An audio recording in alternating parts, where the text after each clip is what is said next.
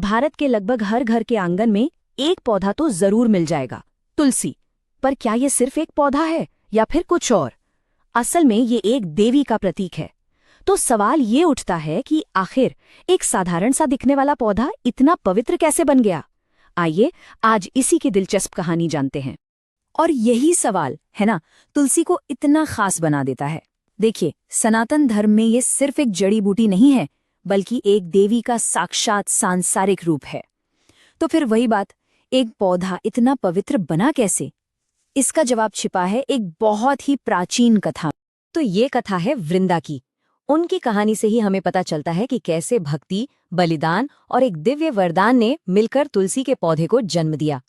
ये सिर्फ एक कहानी नहीं है, बल्कि एक पूरी परंपरा की नींव है। तो कहानी की नायिका, जैसा हमने कहा, वो है वृंदा। उनका सबसे बड़ा गुण, उनकी सबसे बड़ी शक्ति थी उनका पतिव्रत धर्म। मतलब अपने पति के लिए उनकी जो भक्ति थी वो अटूट थी, पवित्र थी। ये सिर्फ एक एहसास नहीं था, बल्कि एक ऐसी आध्यात्मिक शक्ति थी जो उन्हें बहुत खास, बहुत असाधारण बनाती। और वृंदा के पति थे जालंधर, एक बहुत ही शक्तिशाली असुर राजा। अब उनकी ताकत का अंदाजा इसी बात से लगा सकते हैं कि उन्होंने देवताओं के लिए भी एक बहुत बड़ी चुनौती खड़ी कर दी थी। और बस यहीं से कहानी का जो असली संघर्ष है वो शुरू होता है। अब यहाँ कहानी में एक बहुत ही दिलचस्प मोड़ आता है। जालंधर की जो असली ताकत थी ना, वो उसकी अपनी शक्ति नहीं, बल्कि वृंदा की भक्ति थी। सोचिए, वृंदा का पतिव्रत धर्म एक ऐसे अदृश्य कवच जैसा था जिसे कोई भी देवता भेद नहीं सकता था। मतलब जब तक वृंदा पवित्र थी, जालंधर को कोई हरा ही नहीं सकता था। वो अजेय था।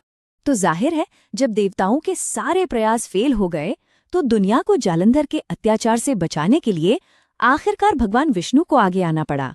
उन्हें हस्तक्षेप करना पड़ा। उन्होंने एक माया रची और जालंधर का ही रूप धारण करके वृंदा के पास पहुंचे।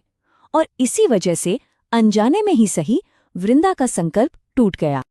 और जब वृंदा को इस छल का पता चला, तो सोचिए उन पर क्या बीती होगी।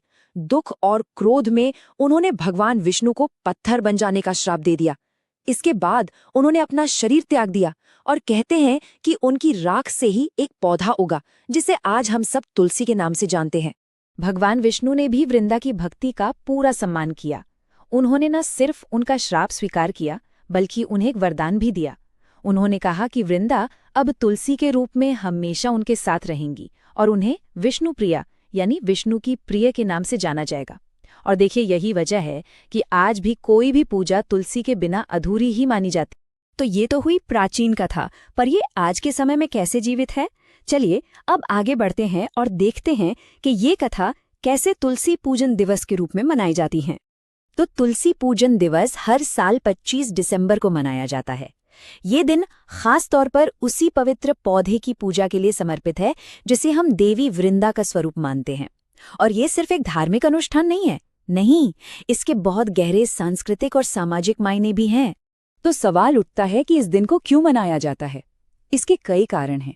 धार्मिक तौर पर देखें तो ये भगवान विष्णु का आशीर्वाद पाने का एक तरीका है। सांस्कृतिक रूप से ये हमारी उस परंपरा को दिखाता है जिसमें हम प्रकृति को माँ का दर्जा देते हैं। और सामाजिक नजरिए से देखें तो ये हमें अपनी जड़ों और अपने मूल्यों से जुड़ने की प्रेरणा देता है। तुलसी का महत्व कितना ज्यादा है, ये शास्त्रों के इस एक श्लोक से ही पता चल जाता है।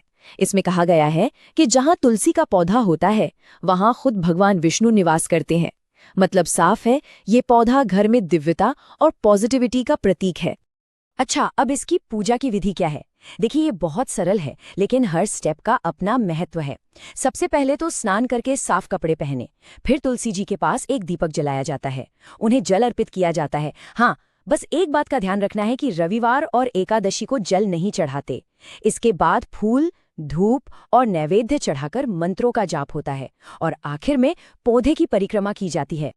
लेकिन बात सिर्फ धर्म और कथाओं पर ही खत्म नहीं होती। तुलसी का महत्व इससे कहीं ज्यादा है।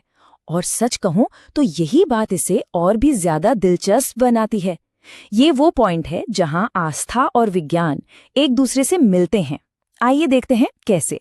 आयुर्वेद में तुलसी को जड़ी बूटियों की रानी का दर्जा दिया गया है और ये नाम इसे ऐसे ही नहीं मिला है। इसके पीछे ठोस वजहें हैं। ये हमारी इम्यूनिटी को जबरदस्त बूस्ट करती है। सर्दी, खांसी और बुखार में तो फायदेमंद है ही, साथ ही ये स्ट्रेस और एंजाइटी को भी कम करती है। इतना ही नहीं, ये एक नेचुरल एयर प्यूरिफायर का काम भी करती है। अपने आसपास के माहौल को बैक्टीरिया फ्री रखती है। अब वास्तुशास्त्र की भी सुन लीजिए। वास्तु के हिसाब से भी घर में तुलसी का होना बहुत ही शुभ माना जाता है। कहते हैं कि इसे लगाने के लिए सबसे अच्छी जगह है घर की पूर्व या उत्तर दिशा।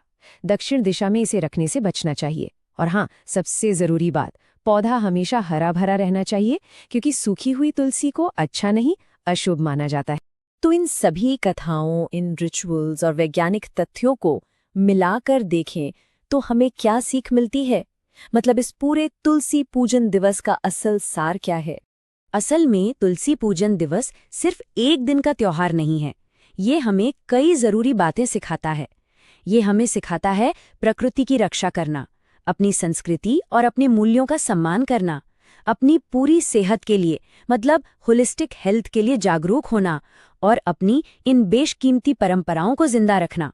और आखिर में ये एक विचार इस दिन का सबसे बड़ा संदेश है। ये सिर्फ एक पौधे की पूजा नहीं है, बल्कि ये उस नजरिए को, उस जीवन शैली को अपनाने का पर्व है जहां प्रकृति का सम्मान होता है। क्योंकि एक बात तो तय है, जहां प्रकृति की पूजा होती है वहां खुशहाली और समृद्धि अपने आप चली आती है।